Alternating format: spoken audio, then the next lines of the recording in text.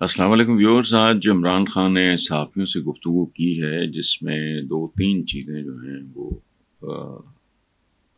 ان پہ بات ہوئی ہے.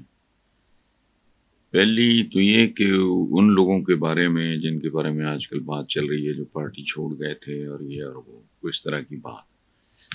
اس کے بارے میں کل اپنے ایک پروگرام میں یہ بات کر چکا ہوں کہ بھائی یہ اس طرح نہیں ہوتا. کس میں ہوتی ہیں؟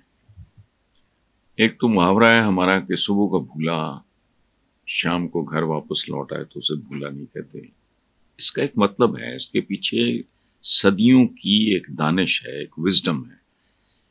پھر عام ہم زندگی میں دیکھتے ہیں کہ ڈیورس از دی الٹیمیٹ. اس کے بعد تو پھر عدت پوری کرو تو پرانا تو بہت آپ کو پتہ ہی ہے کیا چکر ہے.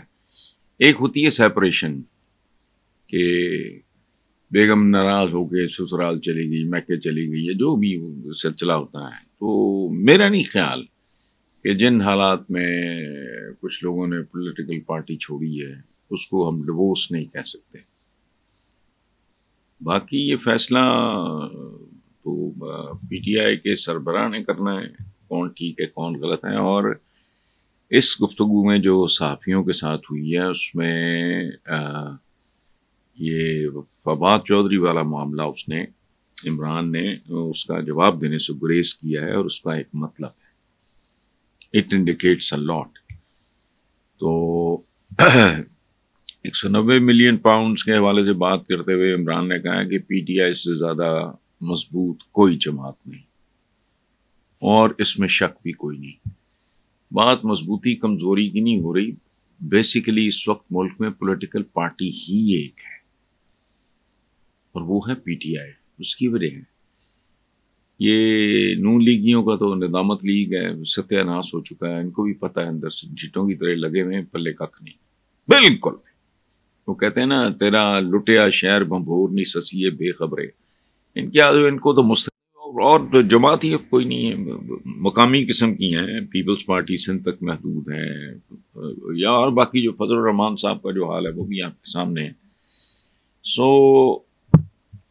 اور اس نے ساتھ یہ بھی کہا ہے کہ کچھ نے یہ بات بہت امپورٹنٹ ہے. اب یہ عمران کا بھی امتحان ہے.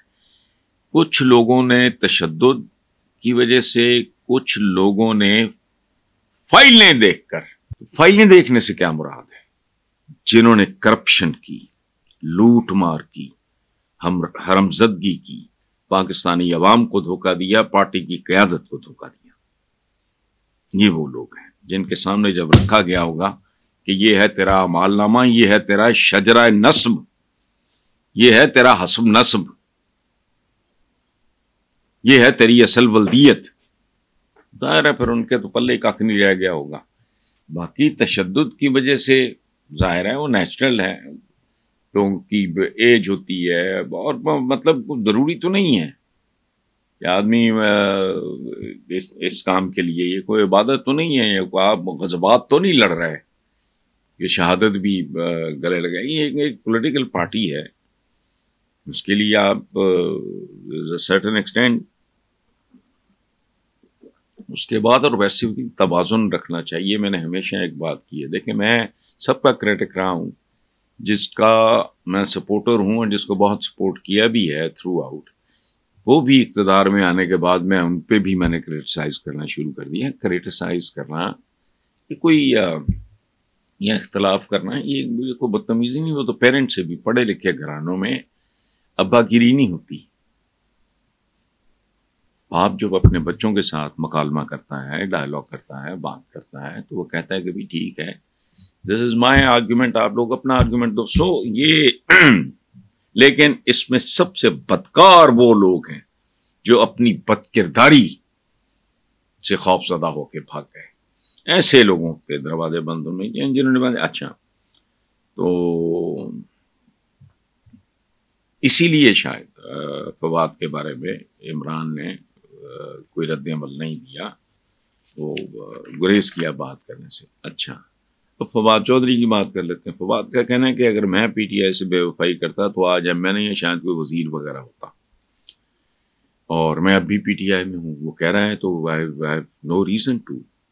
اور بالکل اس کا جب اس نے وہ استحکام پارٹی، یہ پتہ نہیں کیا، مجھے اس کا نام بھی نہیں یاد، نام بھی ان کو پتہ نہیں رکھنے نہیں آتے، ایک اچھی خاصی اینکر ہے ہماری، وہ استقام کر رہی تھی اس دنوں میں، مطلب اس کو استحکام کرنا نہیں آتا تھا بیچاری، تو نام ہی کو ڈھنگ کر، خیر نہیں ہوئے.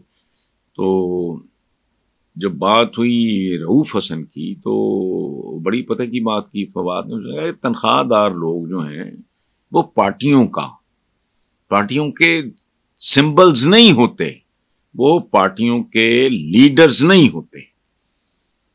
تو وہ ایک پروفیشنل سا آدمی ہے، ایڈورٹائزر ہے، میرا پارٹنر بھی رہا ہے بڑی دیر. بلکہ منصور عباس پاکستان کے جو پہلے بڑے ہیرو تھے، بلکہ ہیروز تھے، سنتوش کمار صاحب، درپن صاحب، پھر ان کے تیسرے بھائی ایس سلمان، پاکستان کے بہت بڑے ڈائریکٹر، سید نور بھی ان کے شاگرد ہیں. تو ان کے جو سب سے چھوٹے بھائیوں میں میرے بہت پیارے اور قریبی دوست ہیں، ان کا نام ہے منصور عباس. انہوں نے 5-4 موویز بھی کی تھی، لیکن وہ he was not that type, interested نہیں تھے اس کیریئر میں. تو ایک زمانے میں کرسٹلز کمیونیکیشن پرائیویٹ لمیٹڈ کے نام سے ہم لوگ پارٹنر رہے ہیں، سو آئی نو ہم.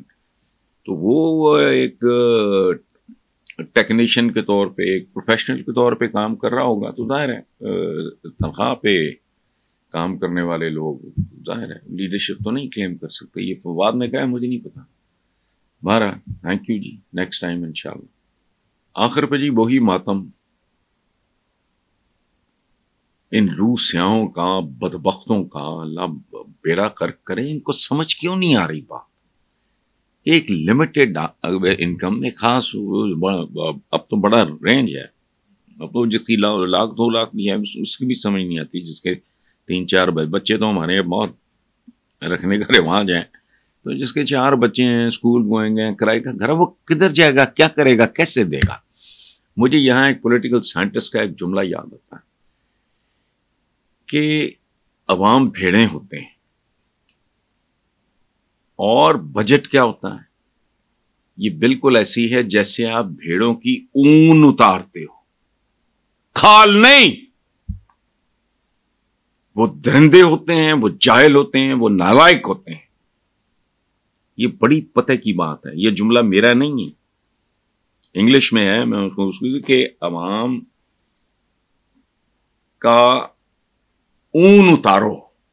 یہ بہت بڑا کاروبار ہے دنیا، تاکہ دوبارہ آ جائے، پھر اتارو، دوبارہ آ جائے، پھر. ان کی کھال اور ان کا گوشت نہ نوچو. پاکستان کے حکمران اتنے خود غرض، اتنے بے رحم اور سفاک ہیں، یہ ہر تیسرے دن عوام کی کھال نوچ رہے ہیں، ان کا گوشت نوچ رہے ہیں. اچھا، تازہ ترین شوشہ یہ ہے کہ آئی ایم ایف نے 10 جولائی سے پہلے بجلی 5 روپے فی یونٹ مزید مہنگی کرنے کا مطالبہ کر دیا. اچھا، یہ ان کے یہ ملازموں کی طرح، چپڑاسیوں کی طرح ان کے احکامات مانتے ہیں، لیکن ان کا ایک حکم نہیں مانتے. کیا؟ وہ ہمیشہ ان کو کہتے ہیں کہ لوور کلاسز پہ بوجھ مت ڈالو، اپنے طبقے کو یہ ہاتھ نہیں لگاتے.